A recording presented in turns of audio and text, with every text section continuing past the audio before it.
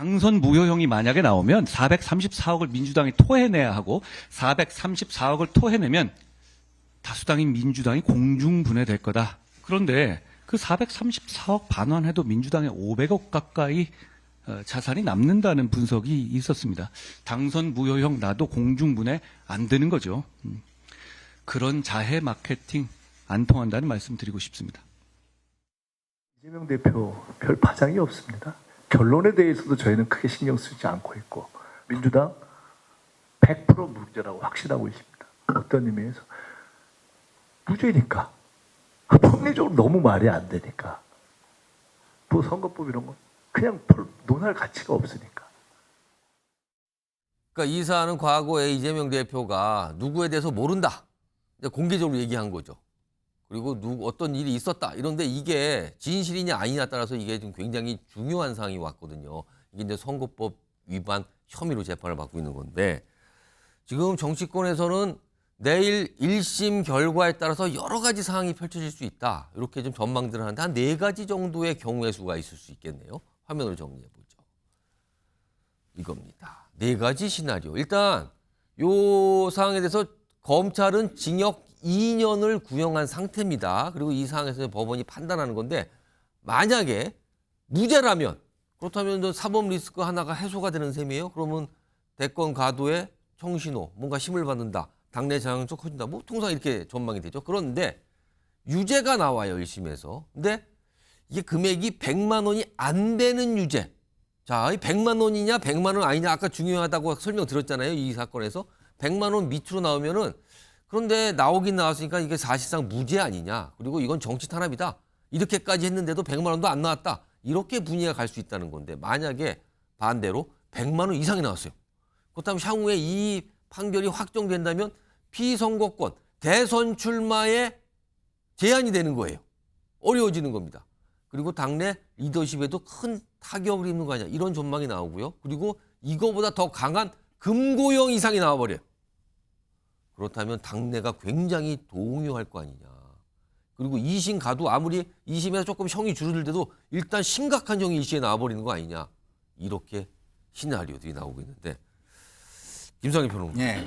만약에 100만 원 이상 또는 금고형 이상 이렇게 나와버린다면 민주당 큰 혼란에 빠지는 걸까요?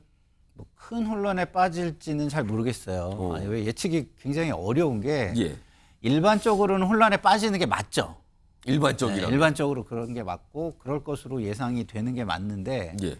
지금 국민들이 볼 때 이재명 대표의 문제보다 더 심각하게 머리를 지배하고 있는 문제가 있어요. 그게 이제 대통령과 여사의 문제예요. 예. 그리고 대통령과 여사는 본인들의 어떤 민생이나 자신들의 삶, 미래에 직접적인 영향을 미치는 문제거든요. 근데 이재명 대표는 그냥 정치인, 그 중요한 정치인 중에 한 사람이거든요. 예. 그래서 지금 당장 나한테 직접적인 영향이 오는 게 별로 없다라는 느낌이에요. 그래서 좀 이렇게 우리 대통령과 여사와 관련된 문제가 심각하다고 느끼는 상황에서 이재명 대표 건을 가지고 막 거기에 대해서 뭐 휘둘리고 휘말리고 하는 건 좀 한가하다라고 느끼는 사람들이 저는 지금 많은 것 같아요. 그래가지고 그럴 경우에는 또 영향이 상당히 또 제한적일 수 있습니다. 또 좀 더 두고 보자.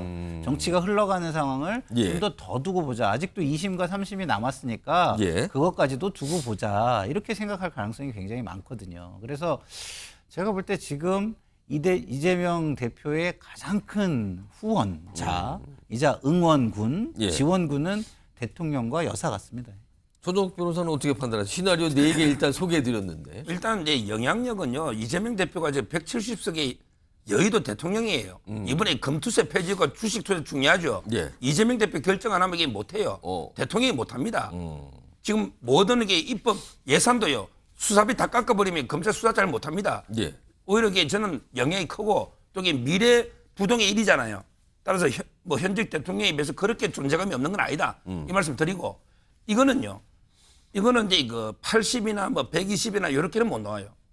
이렇게 뭐 아니면 도로 놓아야 돼. 뭐 아니면 도면은 무죄 아니면 아예 무죄로 이게 딱 떨어주든지 예. 아니면 이게 확실하게 중형으로 나오든지. 처리해놔야지 120만 원 때려가지고 20만 원 차이로 434 토해내라 마라 이렇게 안 합니다. 여기 80만 원 가지고 20만 원 차이로 이렇게 혼란 주게 이렇게는 안 합니다. 아마 제가 보기 검찰에서요. 허위 사실이 많이 빼서 유동규 씨가 첫 건이 아니다. 이것도 기소하려다가 빼고 결국에 가장 확실한 거 2개 기소했거든요. 예. 제일 법조계에서는 백현동이 유죄라 봐요. 백현동은요. 국토부에 공문이 있는데 예. 한 번도 4단계 올려주는 말 한 적이 없어. 오. 아예 알아서 판단하세요. 예. 적의 판단 오. 이렇게 주고 혁신도시특별법이 적용 대상이 아니다.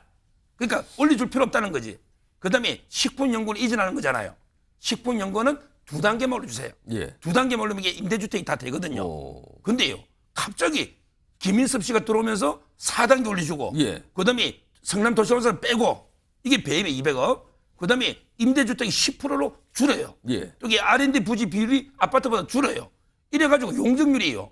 4단계 되니까 용적률이 400가니까 옹백 아파트가 땅으로 파가지고 예. 만리장성 같은 옹백 아파트가 됐는데 주민들이 이걸 쓰지를 못해요. 예. 대법원에서 이게 사용성이 불어났습니다. 예. 커뮤니티 시설이. 어. 이거는 이게 엄청난 일입니다.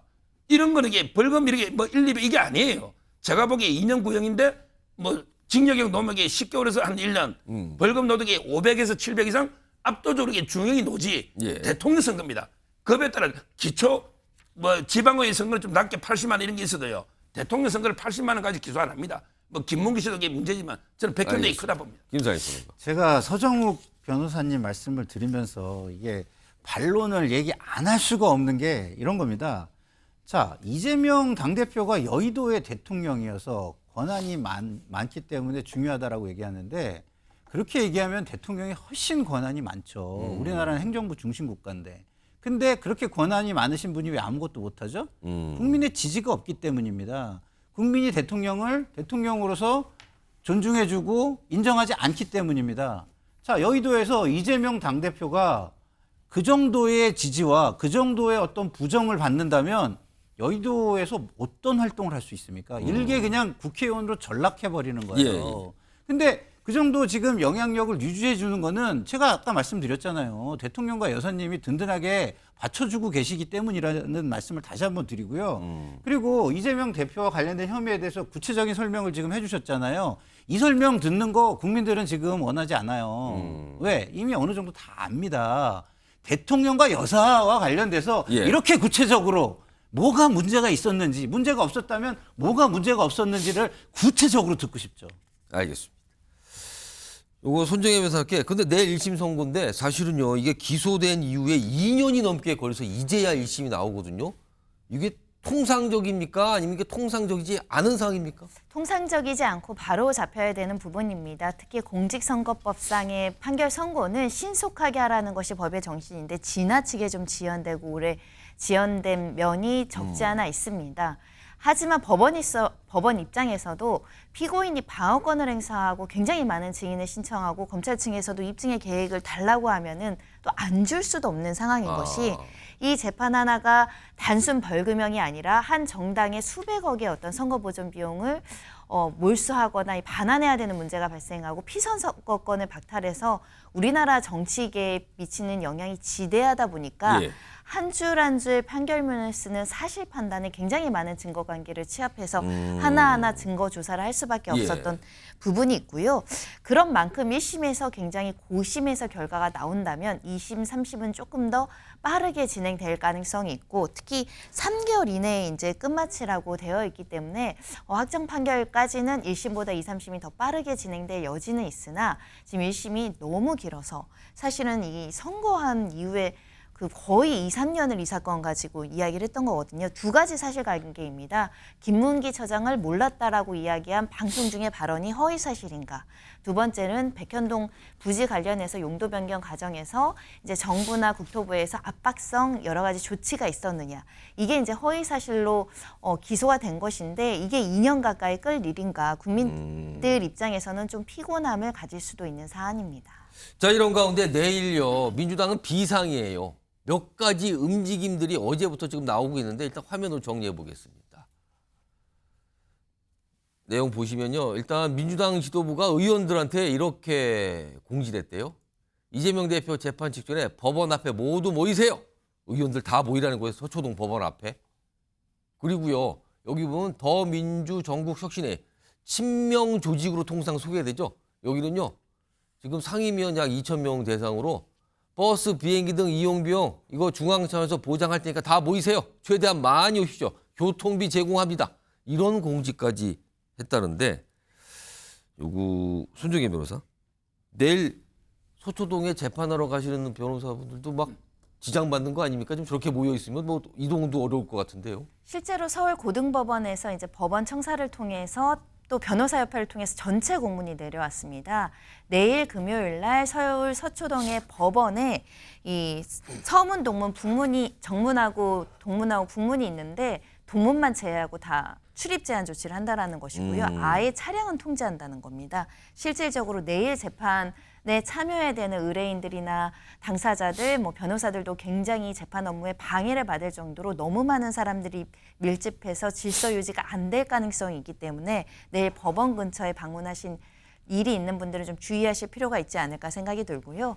이만큼 사람이 많이 결집될 것에 대한 우려는 이 사건이 이재명 당대표가 여러 개의 재판을 받는 사건 중에 가장 리스크하다라고 지지자들도 인식하기 때문입니다. 그렇기 때문에. 왜냐하면 실질적으로 금고형이 나올 거라는 기대보다는 공직선거법상 100만 원 이상이 선고돼서 대선 가도에 치명적인 브레이크가 걸릴까 봐 굉장히 경계를 하는 것들이 지금 이런 상황으로 충분히 보여진다라고 생각이 들고요.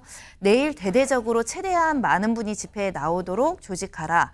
이동 비용은 중앙 차원에서 보장한다까지 SNS 그리고 여러 가지 공지를 통해서 나온 상황이기 때문에 굉장히 많은 인파가 몰릴 것으로 예상되는 상황입니다. 이걸 놓고요. 오늘 여야가 특히 이제 뭐 교통비까지 줄 테니까 와라 이런 걸 가지고 공방을 좀 벌였습니다. 내용 좀 들어보시죠.